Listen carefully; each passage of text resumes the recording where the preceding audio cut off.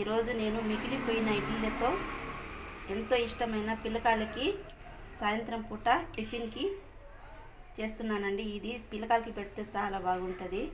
Try చేయండి. నేను ఎట్లా చేస్తానో మీరు కూడా చూడండి. ఇలా ఒక్క ఇడ్లీలోనే 4 ముక్కల్లాగా కట్ చేసుకోవాలండి. ఇట్లా కట్ చేసుకొని అయితే చాలా బాగుంటుందండి. ఇప్పుడు కడాయి పెట్టుకున్నానండి.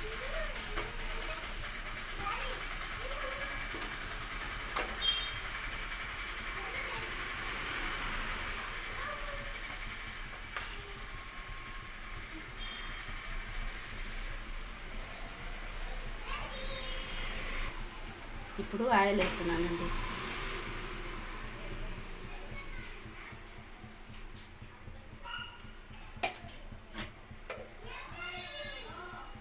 ఇప్పుడు నూనె బాగా వేడి అవ్వాలండి. అప్పుడు వేద్దాం. బాగా వేడి ఎక్కిందండి. బాండీలో ఉన్న కడాయిలో ఉన్న నూనె అంతా తీసేస్తున్నానండి. అదే కడాయిలోనే ఇది మళ్ళీ ఎర్రగడ్డలు కొత్తిమీర డానిషన్ చేసి మళ్ళీ వేసుకుందాం. ఆయిల్ ఎక్కువగా వేయబాకండి, ఎందుకంటే ఆల్రెడీ ఇడ్లీలోనే ఆయిల్ ఉంటుంది. ఎందుకంటే ఇప్పుడు మేము బోండాల్లో వడల్లోకైనా ఆయిల్ ఉంటుంది కదండి, అట్లాగే ఇడ్లీలో కూడా ఆయిల్ ఉంటుంది. దానికోసమని కొంచెం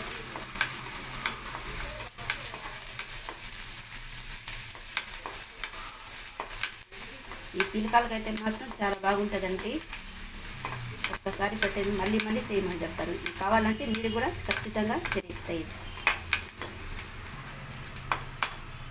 ఇప్పుడు ఎర్రగా కూడా ఇది కాయకూడదండి, మామూలుగానే ఉండాలి ఇది. ఇప్పుడు ఇడ్లీలు మాత్రం దీంట్లో వేస్తున్నాను. దీంట్లో మళ్ళీ ఏం వేయకూడదండి, ఆవాలు కానీ జీలకర్ర కానీ ఏం వేయకూడదు, ఒట్టి ఎర్రగడ్డ అంతే.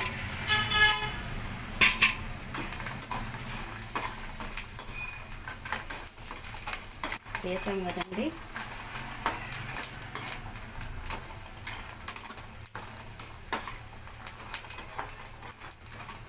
ఇప్పుడు మేము పొడి చేసి పెట్టిన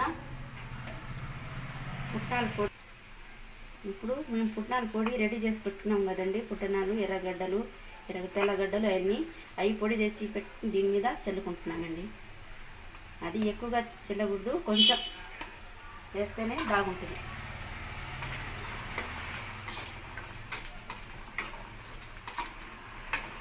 ఇప్పుడు దీని మీద కొత్తిమీర వేసుకుందాం.